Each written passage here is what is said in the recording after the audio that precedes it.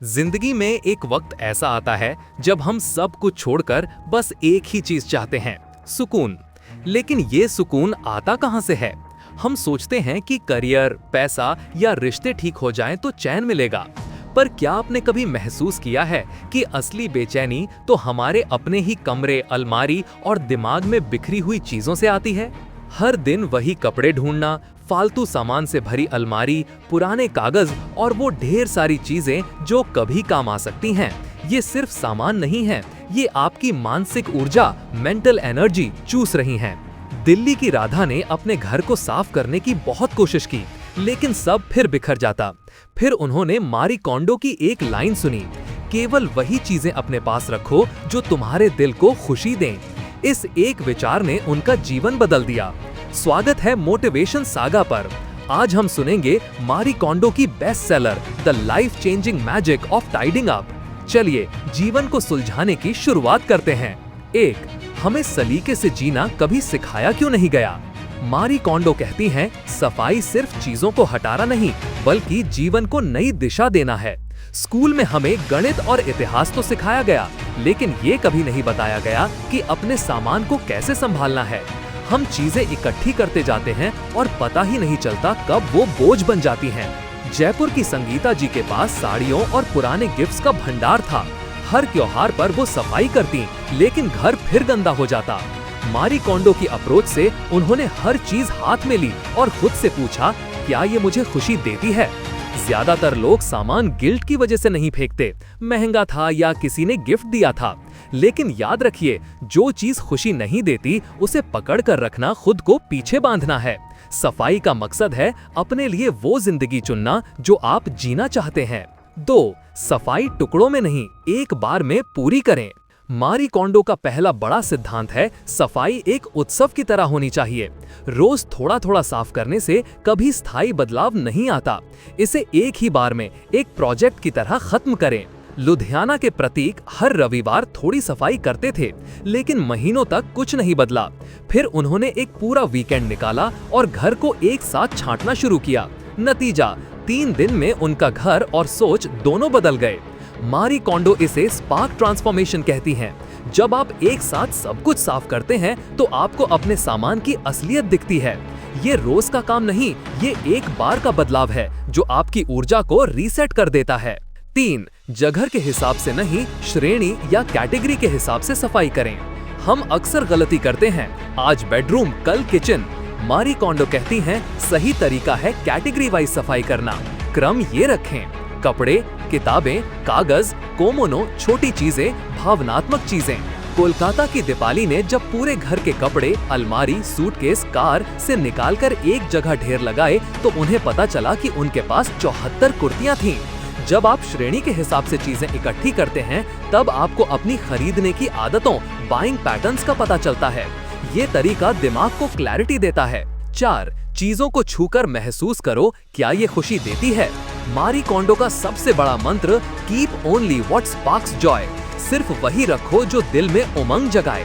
गाजियाबाद की मीरा ने जब हर साड़ी और जीन्स को हाथ में लेकर देखा तो पाया कि कई कपड़े सिर्फ बोझ थे, शादी में मिले थे या महंगे थे, लेकिन उनमें कोई स्पार्क नहीं था।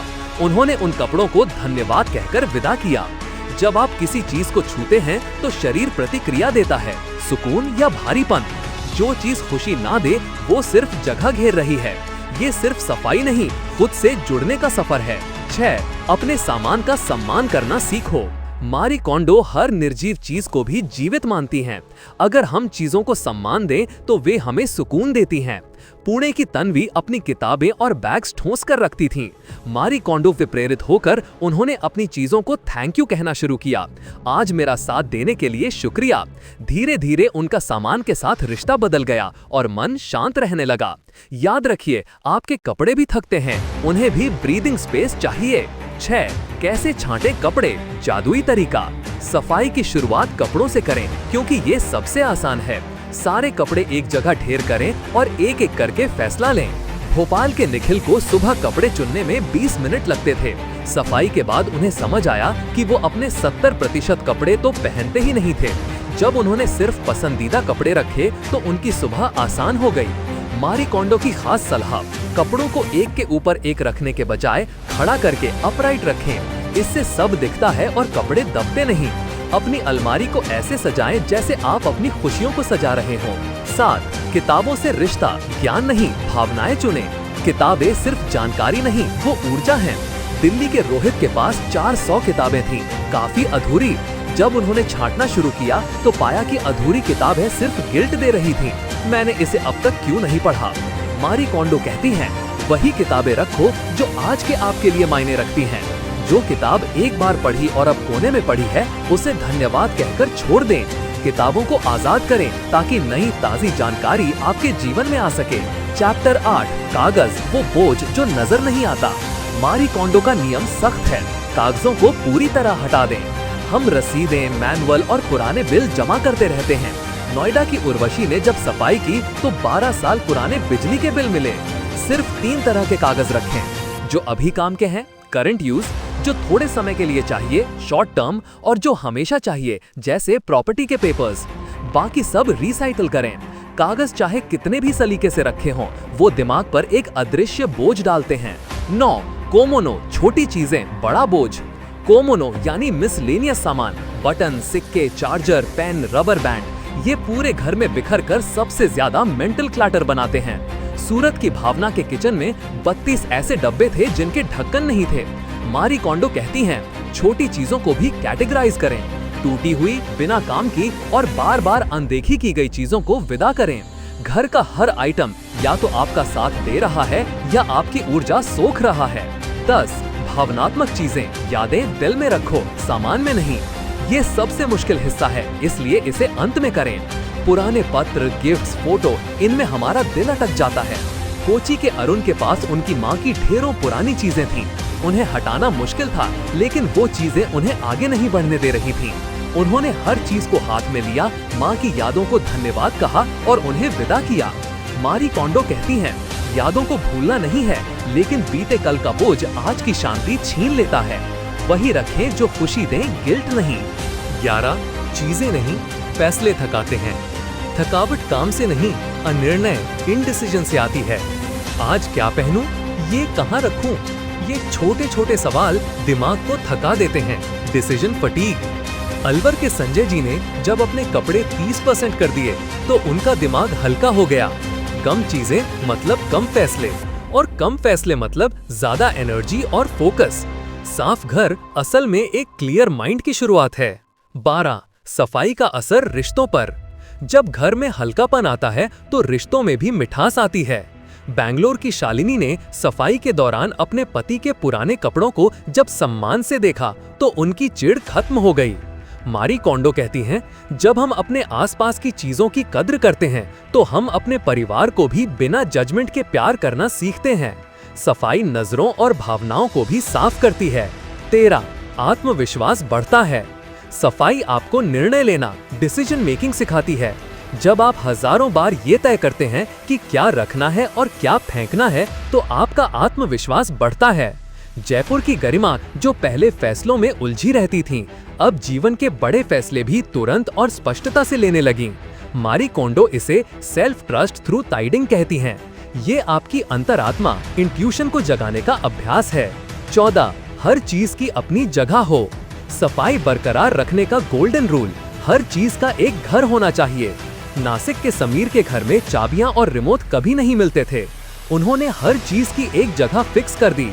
अब इस्तेमाल के बाद चीज अपने आप अपनी जगह लौट जाती है। इससे घर में केओस खत्म होता है और डिसिप्लिन जीवन का हिस्सा बन जाता है। 15. चीजें नहीं, ऊर्जा रुकती है। बिखराव का मतलब है रुकी हुई ऊर्जा। भोपाल की अनुप्रिया को घर में घुसते ही थकान होती थी। जब उन्होंने फर्नीचर और शोपीस कम किए तो घर में हवा और रोशनी का बहाव बढ़ा। मारी कोंडो बताती हैं, आपका कमरा एक पावर स्पॉट होना चाहिए। कम सामान का मतलब है ज्यादा स्पेस, और उस स्पेस में बहती हुई सकारात्मक ऊर्जा। 16. सफाई से मिलता है जीवन का उद्देश्य। सफाई सिर्फ जगह बनाना नहीं, बल्कि ये तय करना है कि आप कैसी जिंदगी जीना चाहते हैं। गुड़गांव के अमित को सामान जमा करने की आदत थी। मारी कोंडो के मार्गदर्शन में उन्होंने समझा कि असली सुकून सामान में नहीं, उद्देश्य, पर्पस में है। सोचिए, क्या आपका घर आपके भविष्य के सपनों को सपोर्ट कर रहा है? स्टोरेज के बारे में कम सोचें और अपनी लाइफ की डायरेक्शन के बारे में ज्यादा। 17 सफाई एक बार फिर दोबारा कभी नहीं। क्या ये मुमकिन है कि दोबारा सफाई की जरूरत ना पड़े? हाँ, चेन्नई की दिव्या ने 2.5 साल पहले मारी कोंडो के तरीके से सफाई की थी और आज तक उनका घर व्यवस्थित है। लॉजिक सिंपल है, जब आप हर चीज को कॉन्शियसली चुनते हैं और उसकी जगह तय कर देते हैं तो गंदगी जमा ही नहीं होती। टाइडिंग कोई रोज का काम नहीं, ये एक सेलिब्रेशन है। 18 घर वो जगह है जहां आत्मा लौटती है। घर सिर्फ 4 दीवारें नहीं, आपकी आत्मा का विस्तार, एक्सटेंशन है। रायपुर की नम्रता अक्सर तनाव में रहती थीं। जब उन्होंने घर को एक सैंक्चुरी की तरह ट्रीट करना शुरू किया तो उनका घर शांति का मंदिर बन गया। अगर घर शांत है तो मन भी शांत हो जाएगा। अपने घर को ऐसा बनाएं जहां लौटकर आपको लगे कि दुनिया का सारा शोर बाहर रह गया है। 19 विदा करो सम्मान के साथ। छोड़ने का भी एक सलीका होता है। उदयपुर के वसीम को कपड़े फेंकने में बुरा लगता था, फिर उन्होंने हर कपड़े को हाथ में लेकर कहा, तुमने मेरी सेवा की, अब मैं तुम्हें आजाद करता हूँ। ये छोटा सा वाक्य गिल्ट को खत्म कर देता है। चीजें हमारे जीवन में एक खास वक्त के लिए आती हैं। जब उनका काम पूरा हो जाए तो उन्हें ग्रेसफुली जाने देना ही असली सम्मान है। 20 असली जादू आपके भीतर है। किताब के अंत में मारी कोंडो कहती हैं, सफाई का जादू बाहर नहीं, आपके भीतर है। चीजें छांटना तो बस एक जरिया है, असली बदलाव आपकी सोच, आपके फैसलों और आपके जीने के ढंग में आता है। कोलकाता की रंजना कहती हैं, सफाई के बाद मुझे पहली बार महसूस हुआ कि मैं अपनी जिंदगी खुद कंट्रोल कर रही हूँ। जब हम बाहर का बोझ हटाते हैं तो भीतर का सुकून खुद चल कर आता है। ये सिर्फ घर की सफाई नहीं, ये अपनी आत्मा को नई सांस देने की विद्या है। निष्कर्ष दोस्तों, आपने मारी कोंडो की the life changing magic of tidying up की ये समरी सुनी। हमने सीखा कि सफाई का मतलब सिर्फ घर चमकाना नहीं, बल्कि उन चीजों और विचारों को चुनना है जो हमें सच में खुशी देते हैं। आज से जब भी आप कुछ छांटें, बस एक सवाल पूछें, डज दिस स्पार्क जॉय? क्या ये मुझे खुशी देता है? क्योंकि एक साफ कमरा ही एक साफ और सफल जीवन की नींव है। धन्यवाद कि आपने किताबी मंजिल के इस सफर में हमारा साथ दिया। अगर आपको ये कोशिश पसंद आई तो वीडियो को लाइक करें और चैनल को सब्सक्राइब करें। हमारा अगला ऑडियो बुक अनुभव होगा द आर्ट ऑफ वॉर, जो आपको रणनीति और जीत के नियम सिखाएगी। लिंक डिस्क्रिप्शन में है। फिर मिलेंगे एक नई किताब, एक नई सोच और एक नई रोशनी के साथ।